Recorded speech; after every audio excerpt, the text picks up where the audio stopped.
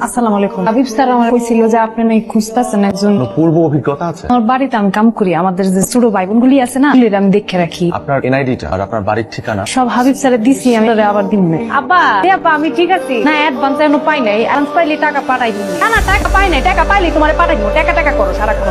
এখন থেকে তোমার সাথে থাকবে, তোমার টেক কেয়ার করবে। আমি ওকে চাই না, মাকে চাই। মা তো আসবে, তো এখন থেকে ও তোমাকে খাইয়ে দিবে, ওই গোসল করিয়ে দিবে, তোমার সাথে খেলবে, ওকে তুমি পারুল আংটি বলে রাখবে। এই যে কত সুন্দর করে তোমার জন্য মাছ পাকাইছি, মাছের কাঁটা করে গলায় ফেলে খাইয়া দেবো, মজা না? না, আমি সব খাই না, তুমি কিচ্ছু জানো না। তুমি কি খাইবা কম, তোমার পাকাই দিই। আমি চাউমিন খাবো। আমি সমি পাকাইতে পারি না, আজকে খাই লো, আজকে সমি বানাই খাও। আমি সব খাবো না। সমি রান্না করে দিতেছি, একটু খাই দাও।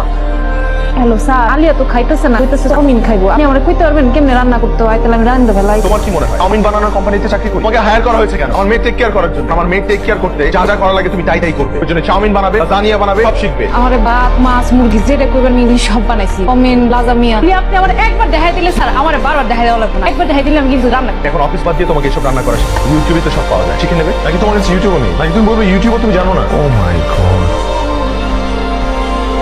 আমার আম্মাই অনেক কিছু করছে। আমার আম্মা আমার অনেক গল্প শোনাই। কিন্তু তুমি কি আমার মতো তোমার মাকে মিস করো? আম্মা আমার অনেক আদর করতো, ছোটবেলায় পিঠা বানাই খাওয়াইতো।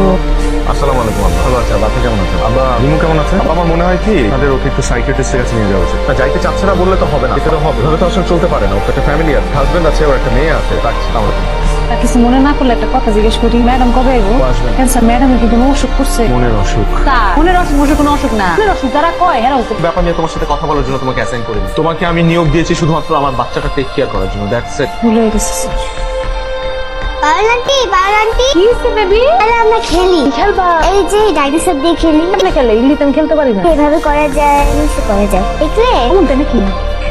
কি কোনো খেলার মাঠ নাকি? এখানে কি চলছে এগুলো? পাপা শাউট করো না, আমরা খেলতেছিলাম, ওরে বলছি খেলতে আমার সাথে। তুমি কি বললে? আমি খেলতেছিলাম, ওরে বলছি। তুমি এভাবে কথা বলো কখনো? আমি এটা তোমাকে শিখিয়েছি কখনো? ওইগুলো কে শিখিয়েছে?